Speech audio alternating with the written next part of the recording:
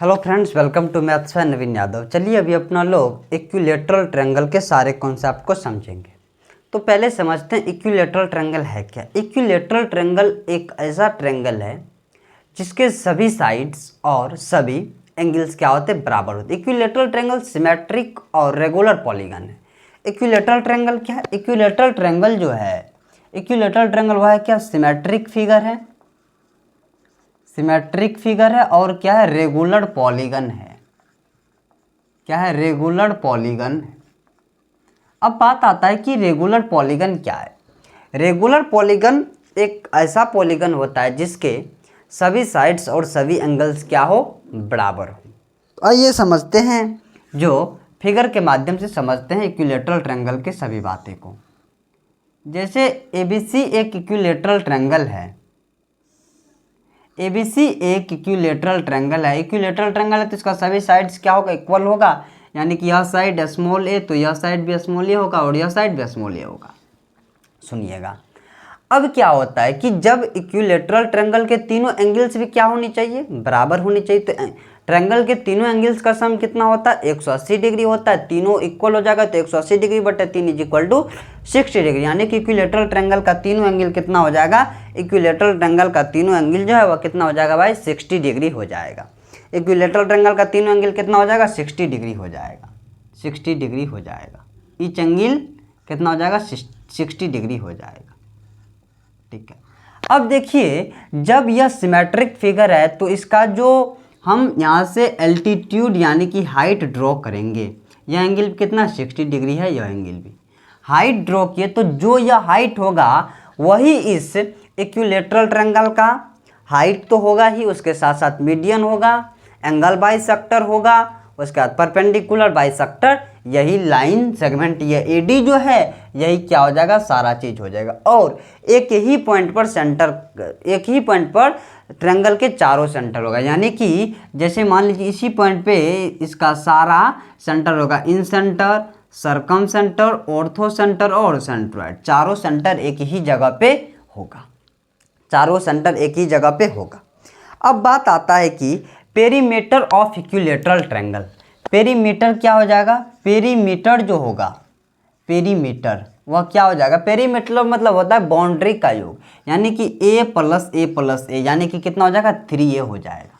3a हो जाएगा। अब देखिए ये जो है AD क्या है, AD जो है यह साइड BC का मीडियन भी है। तो यानी कि पूरे BC यदि स्मॉल a है तो BD कितना हो जाएगा, स्मॉल a का आधा, और DC भी कितना हो जाएगा, स्मॉल a का आधा। अब देखिए एक राइट एंगल ट्रायंगल बन रहा है, ट्रायंगल ADC। यदि हम AD के लेंथ को स्मॉल h लेट कर लेते हैं तो ये ट्रायंगल ADC जो राइट एंगल ट्रायंगल है, इसमें जो h निकालेंगे तो h इज इक्वल टू क्या हो जाएगा, पाइथागोरस थ्योरम से a स्क्वायर माइनस a/2 का होल स्क्वायर। ठीक है। अब देखिए यह क्या हो जाएगा, a स्क्वायर माइनस ये h स्क्वायर का निकाल रहे हैं तो a square minus a square बट्टे 4 इज इक्वल टू क्या आ जाएगा, यहाँ से 3a स्क्वायर बट्टे 4। यहाँ से जब हाइट ऑफ इक्विलैटरल ट्रायंगल निकालेंगे तो हो जाएगा √3/2 इंटू साइड। ठीक है। अब सुनिए, अब बात क्या है, अब देखिए एरिया ऑफ जो ट्रायंगल होता है वह क्या होता है, 1/2 बेस इंटू हाइट। अब देखिए एरिया ऑफ ट्रायंगल निकालने, इसका जो एरिया निकाल लें, एरिया इज इक्वल टू क्या हो जाएगा, 1/2 बेस इंटू हाइट। यानी कि स्मॉल a बेस पर हाइट कितना, हाइट है √3/2 इंटू साइड। ठीक है। अब देखिए यहाँ से जब कैलकुलेशन कर दी क्या हो जाएगा, √3/4 इंटू a स्क्वायर। अब देखिए इसका एरिया एक तरह से और हम फाइंड कर सकते हैं।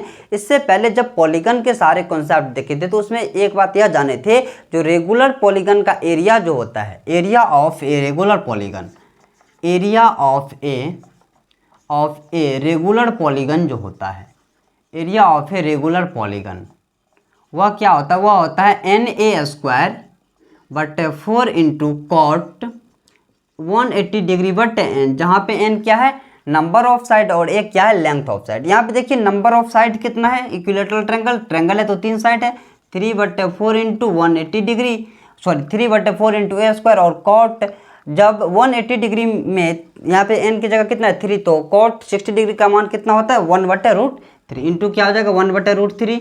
अब देखिए यह √3 से 3 चला जाएगा, √3 बार, तो यहाँ से फॉर्मूला क्या आ गया, √3/4 into side square, side square.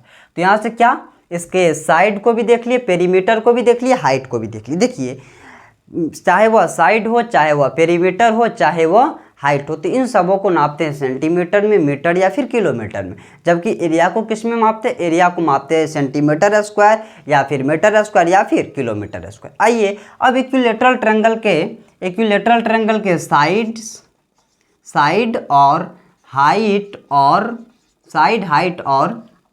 Side height और एरिया के बीच रिलेशन को देखेंगे।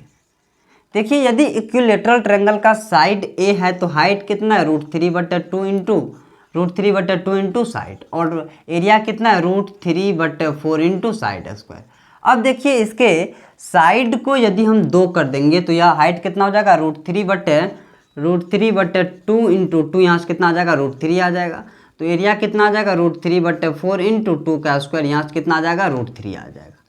अब देखिए साइड जो मापते हैं वह सेंटीमीटर या फिर मीटर में मापते हैं या फिर किलोमीटर में, हाइट भी उसी प्रकार, लेकिन एरिया किस में मापते हैं? सेंटीमीटर स्क्वायर में। अब देखिए जब हम साइड को के गुना कर देते हैं, 2 का के गुना कर देंगे तो हाइट भी क्या हो जाएगा? के गुना हो जाएगा, √3 इंटू के, जबकि एरिया कितना हो जाएगा? √3 इंटू के स्क्वायर। अब देखिए जैसे हम यदि किसी इक्विलेटरल ट्रायंगल की साइड कितना है? 28 सेंटीमीटर। 28 सेंटीमीटर से 2 का कितना गुना है? 14 गुना है। तो हाइट कितना हो जाएगा? 14 का √3 गुना। हाइट कितना हो जाएगा? 14 का √3 गुना, लेकिन एरिया कितना हो जाएगा? 14 का स्क्वायर इंटू √3। 14 का स्क्वायर 196/√3। तो यहाँ से ये कुछ ट्रिक बन गया। यदि साइड जो है वह 2 का मल्टीपल दिया रहे तो आप वहाँ से हाइट और एरिया निकाल सकते हैं। अब ठीक है, अब आइए नेक्स्ट बात करते हैं। नेक्स्ट बात कर लेते हैं इसके इन रेडियस और सर्कम रेडियस। प्रत्येक जितने भी हैं ट्रायंगल, इक्विलेटरल ट्रायंगल के लिए एक ऐसा सर्कल होता है जो ट्रायंगल के तीनों वर्टिसेस से होकर गुजरता है, जिसे सर्कम सर्कल कहा जाता है। और एक ऐसा सर्कल होता है जो ट्रायंगल के अंदर तीनों साइड्स को टच करके पास करता है, उसे इन सर्कल बोला जाता है। तो आइए फिगर के माध्यम से समझते हैं। जैसे आपके सामने यह एक क्या है? यह एक इक्विलेटरल ट्रायंगल है जिसमें ये तीनों वर्टिसेस से गुजरने वाला एक सर्कल है। और तीनों साइड को टच करके ये अंदर से जाने वाला एक सर्कल है। इस ट्रायंगल का नाम दे देते हैं ABC, और इस ट्रायंगल के साइड को लेट कर लेते हैं स्मॉल a। यह क्या है? सेंटर है। अब देखिए चूंकि ये बात बता चुके हैं कि इक्विलेटरल ट्रायंगल है तो इसका इन सेंटर और circum centre, ortho centre, centroid सभी एक जगह होगा। तो यहाँ से जो ये होगा, ये जो होगा ये होगा इन रेडियस, यानी इसे डिनोट करते हैं स्मॉल r से। और यह क्या हो जाएगा? यह हो जाएगा सर्कम रेडियस, इसको डिनोट करते हैं कैपिटल R से। अब देखिए इसका जो इन रेडियस का फॉर्मूला होता है, इन रेडियस RADIUS, इन रेडियस का फॉर्मूला तो वह होता है a/2√3। और इसका जो सर्कम रेडियस का फॉर्मूला होता है, वह क्या होता है? वह होता है a/√3। इन रेडियस को डिनोट करते हैं स्मॉल r से और सर्कम रेडियस को डिनोट करते हैं कैपिटल R से। ठीक है, सुनिएगा। अब देखिए इसके जब एरिया का डिफरेंस पूछ लेगा कि किसी इक्विलेटरल ट्रायंगल के सर्कम रेडियस तथा इन रेडियस के एरिया का डिफरेंस, तो सर्कल है तो इसका एरिया क्या हो जाएगा? Pi into r square. ठीक है, अब देखिए तो दोनों में पाई तो कॉमन ही आ जाएगा, तो बचेगा r स्क्वायर, यानी कि a²/3 माइनस a²/2√3 का स्क्वायर कितना हो जाएगा? 12 हो जाएगा। ठीक है, अब यहाँ से फिर पाई का पाई आ जाएगा, यहाँ पे कैल्शियम आ जाएगा 12, यह हो जाएगा कितना? 4a² minus a² is equal to कितना आ जाएगा? पाई इंटू 3a² कितना हो जाएगा? 12 हो जाएगा। और यहाँ से जब यह चला जाएगा 4 मार में तो पाई a²/4। अब यहाँ से डायरेक्ट आप निकाल सकते हैं कि यदि किसी भी इक्विलेटरल ट्रायंगल के साइड दे दिया और वहाँ से पूछ दिया जो इसके सर्कम सर्कल के एरिया तथा इन सर्कल के एरिया का डिफरेंस क्या होगा, तो इस फॉर्मूला पे अपना लोग फाइंड कर सकते हैं। ठीक है, तो यह था किसके बारे में? यह था इन रेडियस और सर्कम रेडियस के बारे में बात था। अब देखिए क्या होता है, क्या करेगा आपके सामने कर देगा, जैसे एक सर्कल है, एक क्या है? सर्कल है, सर्कल के अंदर स्क्वायर बना देगा। वो कॉन्सेप्ट अभी छोड़िए। जैसे एक इक्विलेटरल ट्रायंगल है, एक इक्विलेटरल ट्रायंगल है, इस प्रकार से एक इक्विलेटरल ट्रायंगल है। एक इक्विलेटरल ट्रायंगल है, इसके तीनों साइड्स के मिड पॉइंट को मिलाया गया। इसके तीनों साइड्स के मिड पॉइंट को मिलाया गया। तो इससे पहले एक वीडियो में हम बता चुके हैं कि जब किसी भी इक्विलेटरल ट्रायंगल के तीनों साइड्स के मिड पॉइंट को मिलाया जाता है, तब जो ट्रायंगल बनता है ना, वह ट्रायंगल भी इक्विलेटरल ट्रायंगल होता है। वह ट्रायंगल भी क्या होता है? एक इक्विलेटरल ट्रायंगल होता है।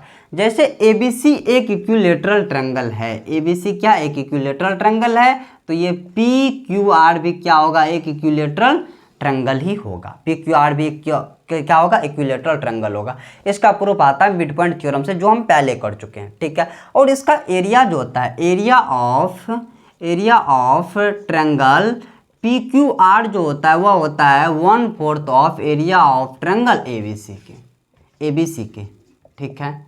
अब सुनिएगा, एरिया ऑफ ट्रायंगल ABC ये है, ठीक है। और ये चार ट्रायंगल का फॉर्मेशन जो रहा है, चारों का एरिया क्या होता है? इक्वल होता है। चारों का एरिया क्या होता है? इक्वल होता है। अब देखिए ये जो है, और ये ट्रायंगल PQR का साइड जो होता है वह ट्रायंगल ABC के साइड का आधा होता है। ये बात भी ध्यान में रखिएगा। अब देखिए नेक्स्ट बात यह होता है कि जो जैसे क्या किए, अब देखिए एक बात यहाँ से यह हो जाएगा कि पूछ लेगा perimeter of triangle PQR। Perimeter of triangle PQR जो होगा वह क्या हो जाएगा? इसका आधा हो जाएगा। Half of perimeter of triangle ABC, यानी कि ट्रायंगल ABC के पेरीमीटर का आधा किसका होगा? पेरीमीटर ट्रायंगल PQR का, ठीक है। अब देखिए नेक्स्ट बात, इससे नेक्स्ट वीडियो में अपने लोग यह चर्चा करेंगे कि यदि किसी भी इक्विलेटरल ट्रायंगल के सभी मिड पॉइंट को मिलाकर अनंत बार इक्विलेटरल ट्रायंगल बनाया जाए, तो उन सभी के एरिया का सम और पेरीमीटर का सम के बारे में अगले वीडियो में चर्चा करेंगे। लेकिन अभी एक बात और जान लेते हैं कि यदि जैसे यह एक इक्विलेटरल ट्रायंगल है, यह एक क्या है? इक्विलेटरल ट्रायंगल है। इसमें एक इनसर्कल, इसका इनसर्कल बना दिए इस प्रकार से, इसका क्या किया? इनसर्कल। और ऊपर में जो ये खाली जगह, यहाँ भी मैक्सिमम एरिया का एक सर्कल बना दिए, यहाँ से जो स्मॉलर सर्कल और लार्जर सर्कल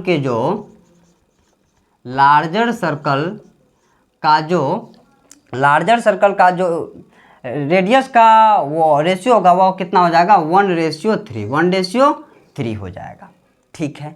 अब तो ऐसे एक दो बात और बचा है जिसको इसके आगे वीडियो में देखेंगे, ठीक है। Thank you so much.